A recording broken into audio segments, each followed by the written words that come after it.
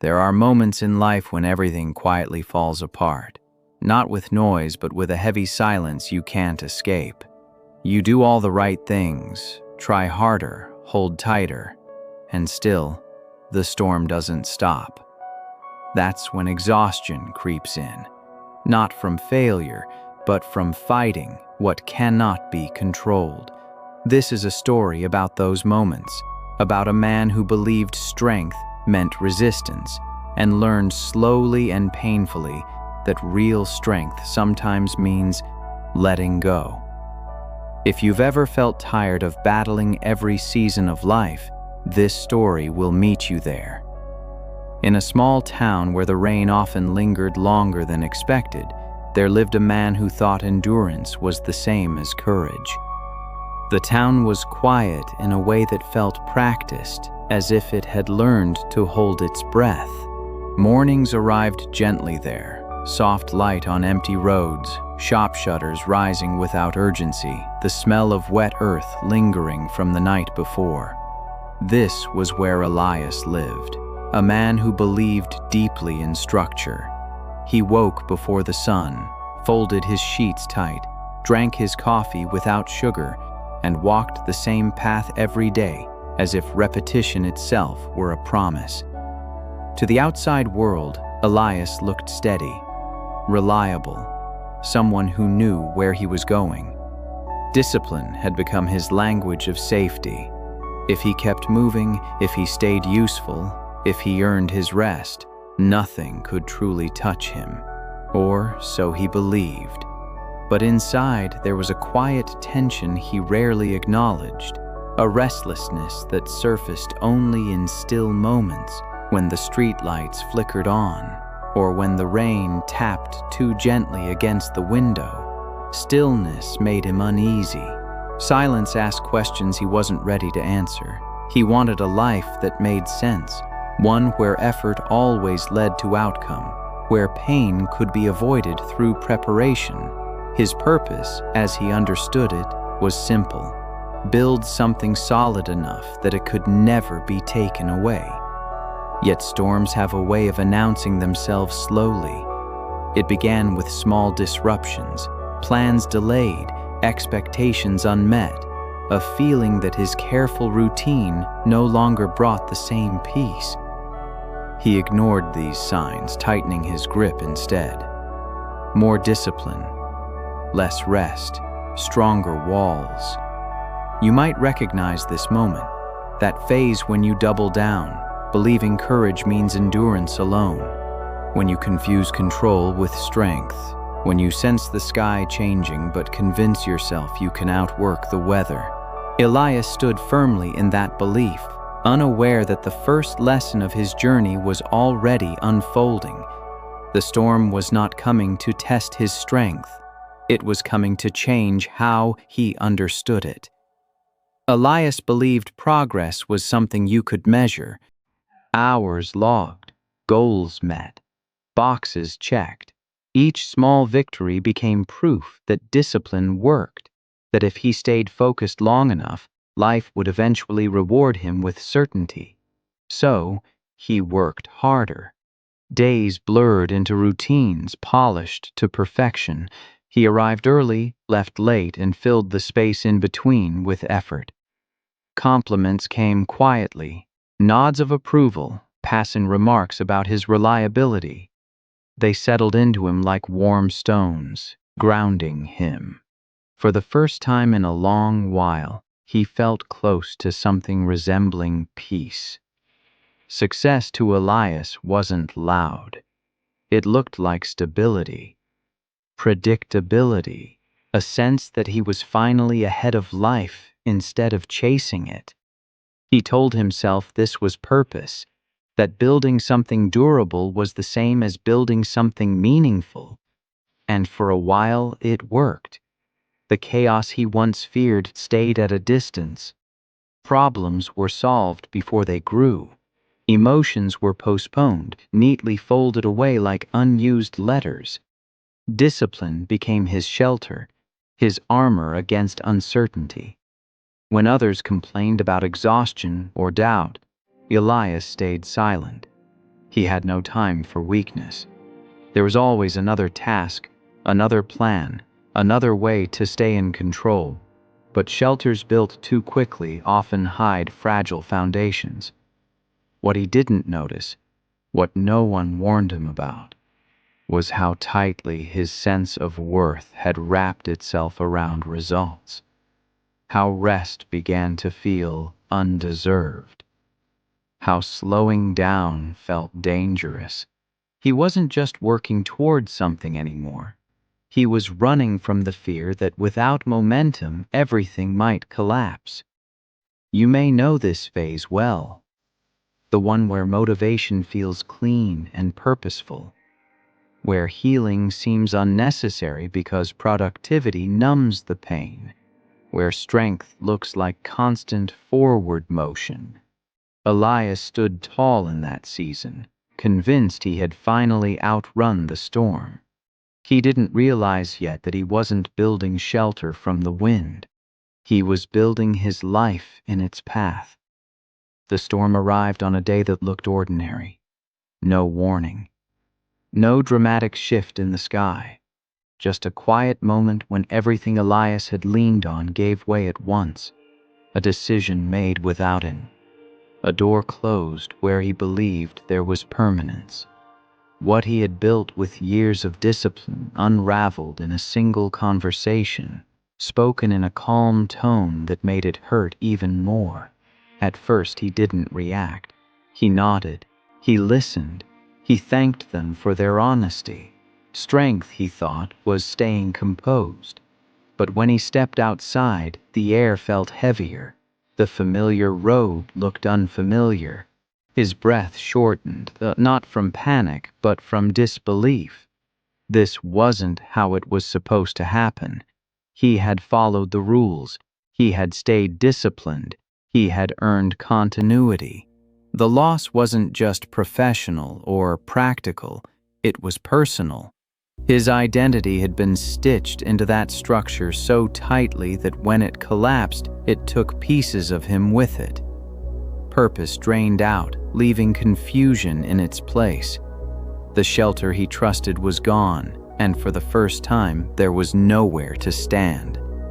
That night, sleep avoided him. Thoughts repeated themselves in endless circles. What could I have done differently? Where did I miscalculate? If I fix it fast enough, maybe none of this will count as failure, but storms don't negotiate. By morning, reality had settled in. The routine that once gave him strength now felt hollow. His discipline had nowhere to land. Effort without direction became weight instead of momentum. You've likely stood in this storm before. The one that doesn't care how prepared you were, the one that exposes how fragile certainty can be, the one that makes you question whether strength was ever about control at all. Elias didn't know it yet, but this collapse was not the end of his journey. It was the moment the story stopped being about success and began being about truth. Elias told himself it was temporary. That belief became his anchor. He woke each morning expecting reversal, convinced that if he replayed events carefully enough, he'd find the moment where everything could still be fixed. His mind clung to the past like a lifeline. Every conversation, every decision, every missed signal dissected again and again. He stayed close to what remained. Old emails, old routines, old paths walked out of habit rather than hope. Letting go felt like admitting defeat, and defeat felt like erasing the years he had given. So he held on, even as the ruins cut into his hands. Guilt followed him everywhere. Not loud, not dramatic, just constant. A quiet voice whispering that he should have seen it coming. That discipline should have been enough. That real strength wouldn't have allowed this to happen. Time slowed in this phase. Days passed, but nothing moved. He wasn't healing and he wasn't rebuilding. He was suspended between what was gone and what he refused to imagine. Progress felt disloyal to the version of himself who had worked so hard. You may recognize this space, the place where memory becomes a trap, where motivation turns inward and feeds regret instead of growth, where holding on feels safer than stepping forward, even when standing still hurts. Elias avoided people now. Questions made him defensive. Advice felt insulting. He didn't want solutions. He wanted restoration. He wanted the past to return, unchanged. But storms don't leave things the way they were. The more he resisted acceptance, the heavier everything became. Exhaustion replaced effort. Nights grew longer. Hope thinned into obligation. And beneath it all, an unspoken truth waited patiently. He wasn't protecting his past. He was imprisoning himself inside it. Eventually, even resistance grows tired. Elias stopped arguing with his thoughts because there was nothing left to defend. The questions had exhausted themselves.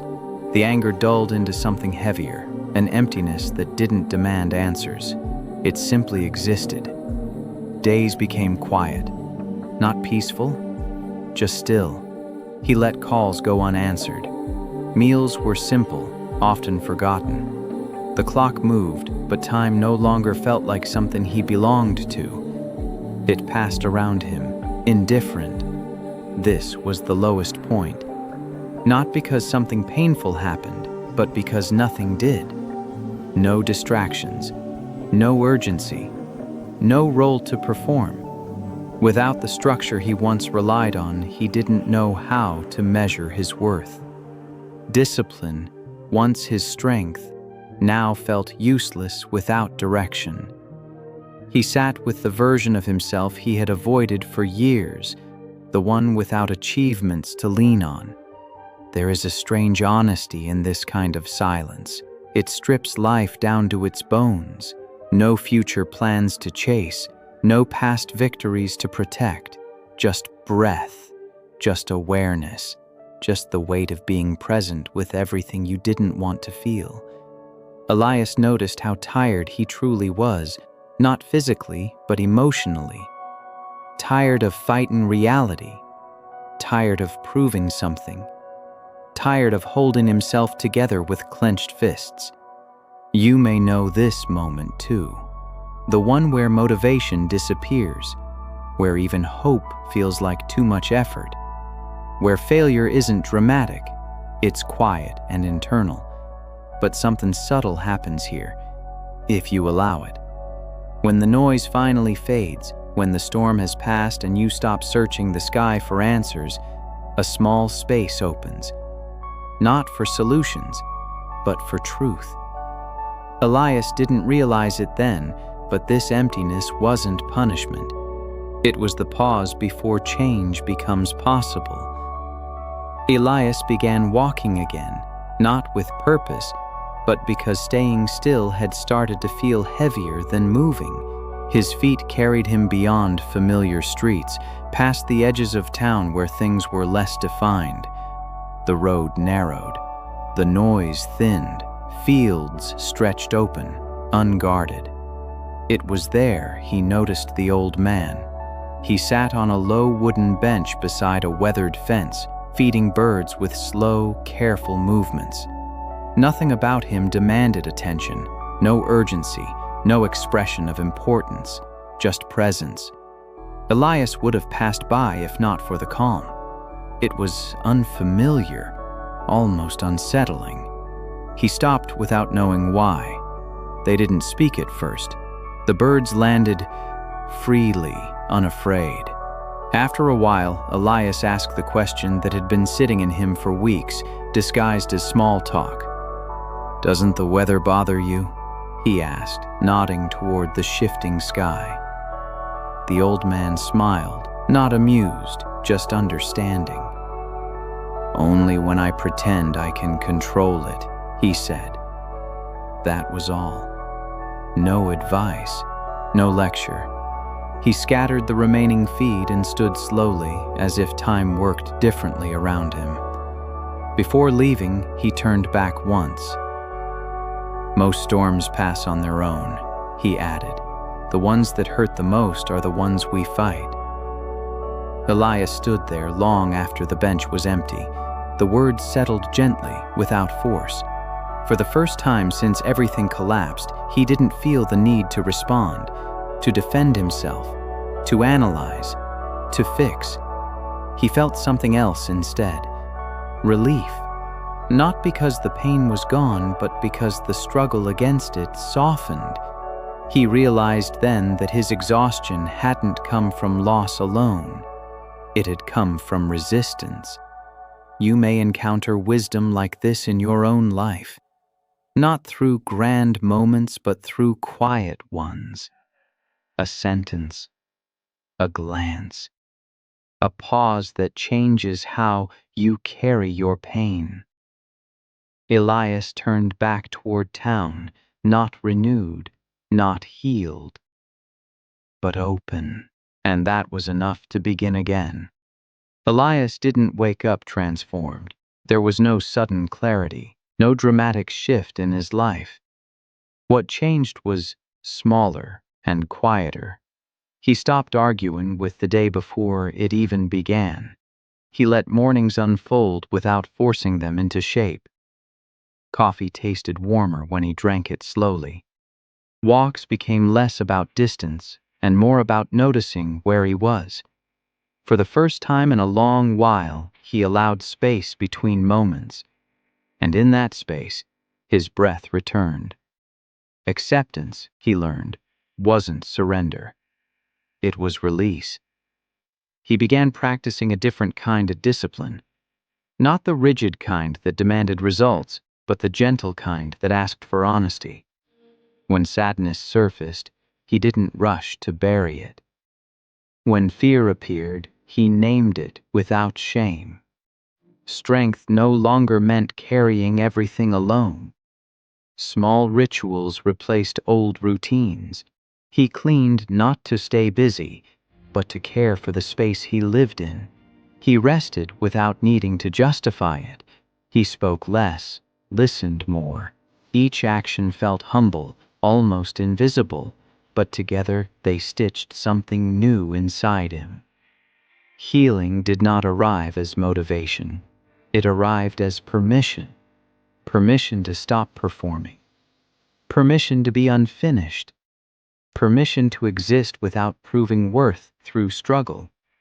You may recognize this phase if you've ever chosen peace over pride, if you've ever softened after years of tension. Growth here isn't loud. It doesn't announce itself. It simply stays. Elias still thought about what he'd lost, but the thoughts no longer demanded punishment. They passed through him like weather, noticed, respected, and allowed to move on. For the first time, he understood something essential. Armor is useful in battle, but it's heavy to live in. So, he learned to walk without it. Healing has a way of being tested when you least expect it. Just as Elias began to trust the quiet stability he'd built, familiar winds returned, invitations resurfaced, old opportunities whispered promises of restoration. The version of himself he once was knocked gently, then persistently, reminding him how efficient control used to feel. The temptation wasn't obvious. It arrived dressed as progress. He felt it in his body first, a tightening, a rush of urgency. The old rhythm tried to reclaim him. Do more, move faster, prove again. Discipline, once softened, threatened to harden back into armor. This was the new struggle. There were days Elias slipped. He overcommitted. He stayed up late planning outcomes that didn't yet exist. He caught himself measuring worth in productivity again, judging peace as laziness. But something was different now. He noticed. Instead of collapsing into guilt, he paused. Instead of pushing through exhaustion, he rested. Consistency replaced intensity. He returned to the practices that grounded him. not perfectly, but patiently. Growth, he learned, isn't about never falling back. It's about how quickly and kindly you return to yourself. You may be in this season right now, where you know better but the old ways still call, where courage looks less like ambition and more like restraint, where discipline isn't force, it's devotion to what keeps you whole. Each time Elias chose presence over pressure, the pull weakened. The storm still existed, but it no longer controlled his direction. Strength was no longer something he proved in extremes. It was something he practiced daily, in small, quiet decisions that no one applauded. And that was enough.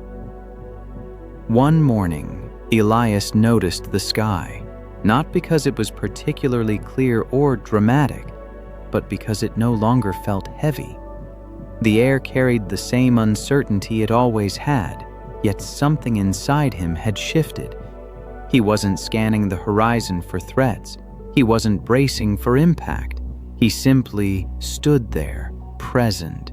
Life hadn't returned to what it was. It had become something else entirely, quieter, slower, deeper. Purpose no longer came from chasing a future version of himself. It emerged naturally from how he showed up to each moment. He worked again, but without urgency. Rested without guilt. Connected without armor. Failure no longer defined him. It informed him. Pain still visited, but it didn't stay. This was his transformation, not the kind that announces itself, but the kind that settles into the bones. Elias understood now that peace isn't the absence of storms. It's the absence of resistance. The sky changes, seasons shift. Control was never the goal. Adaptation was. You may reach this place one day, or maybe you're already closer than you think, where motivation feels gentle, where strength feels spacious, where rebirth doesn't mean becoming someone new, but returning to who you were before the world taught you to fight everything. Elias walked through the town that once felt confining, and it felt open now. Not because the world had changed, but because he had. The storm that once broke him had given something back, perspective. And under this new sky, he finally understood. Nothing needed to be conquered for life to be meaningful. If you're listening to this story, it's likely because you've faced a storm of your own, not the kind you can outrun or overpower, but the kind that lingers, asking something of you. Loss, failure, change, the moments that break routines and expose what you've been using to feel strong. Elias's journey was never about becoming invincible. It was about becoming honest. The storm didn't arrive to punish him. It arrived to teach him that discipline without compassion becomes a cage. That courage isn't always loud resistance, it's quiet acceptance. That letting go is not weakness, but wisdom. Healing begins when you stop fighting what already is. You don't have to hold on to every version of yourself. Some chapters end so others can begin. Some failures are not meant to be fixed, only understood. And some storms are simply clearing the sky. Strength grows when you allow yourself to feel. Peace arrives when you stop measuring your worth by outcomes. Purpose emerges not from control, but from presence. You may still stumble. Old winds may return. That doesn't mean you've failed, it means you're human. Rebirth is not a single moment, it's a practice. So when life feels heavy, ask yourself gently, am I fighting the storm or learning from it? Because the truth is this, you were never meant to conquer every season, only to grow through them. If this story resonated with you, carry it forward. Share it with someone who needs rest, not resistance. And if you'd like more stories like this, slow, human, and honest, stay connected. The storm will pass, and when it does, you will still be here,